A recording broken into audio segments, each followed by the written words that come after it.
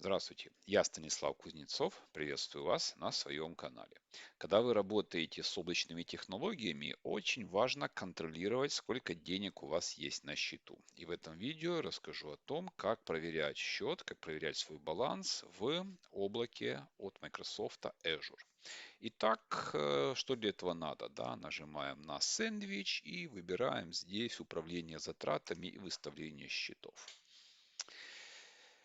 Так, слева мы выбираем методы оплаты. Вот, и смотрим тут вот кредиты Azure. Видим, что баланс $100. Да, денежки есть, супер, да, можно что-нибудь интересное делать дальше. Ну, а у меня все, и я рекомендую делать периодически такую проверку. Если это видео понравилось, ставьте лайки. Если не хотите пропускать новинки, то подписывайтесь на канал.